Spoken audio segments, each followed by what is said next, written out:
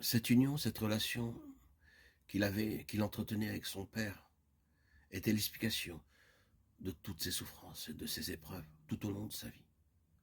Que ce soit par la considération avec de merveilleuses propositions, des menaces, ou par la présentation de la sombre souffrance, l'angoisse affreuse de la croix.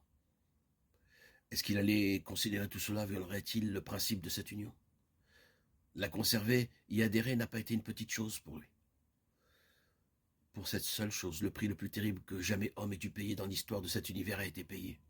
Oh, le coup de ce moment sombre de la croix, quand tout son univers semblait s'être écroulé. Il n'y avait pas même eu un léger reflet du visage du Père, tandis qu'il était seul dans cette épreuve. Oui, c'était une chose coûteuse. Parce qu'il y avait un sens à tout cela. Il y avait quelque chose d'infiniment grand dans cette union. Il n'y avait rien de superficiel dans tout cela. Quelque chose d'indicible et d'immensément grand dépendait de cela. De quoi s'agissait-il? Il peut être répondu à cette question de manière succincte. Donner à Dieu une propriété. Remontons au premier homme. Dieu l'avait créé pour avoir une place dans cet homme et dans toute sa descendance. Pas seulement une place, mais la place. Dans un certain sens, la place de Dieu lui avait été prise. Dieu avait été rejeté et mis hors de la place qu'il avait dans l'homme. Il demeurait encore souverainement le Créateur, bien sûr. Il était encore Seigneur et souverain. Il était le propriétaire originel. Mais il y avait désormais toute une différence.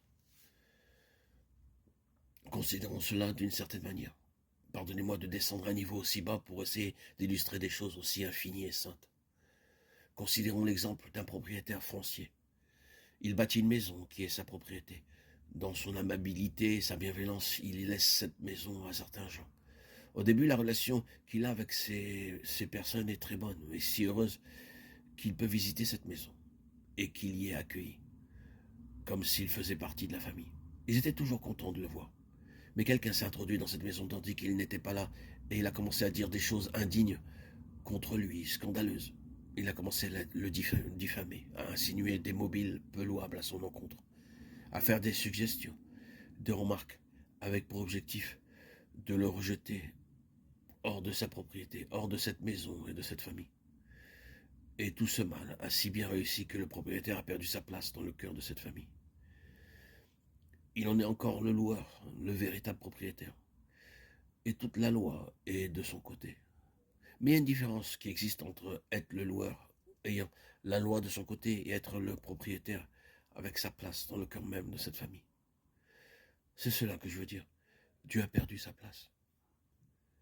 Il est propriétaire et encore le souverain de cet univers. Il est encore Seigneur et un jour, il affirmera ses droits légaux sur sa création. Mais pensez-vous que ce soit pleinement suffisant? Dans sa création, Dieu veut avoir la place.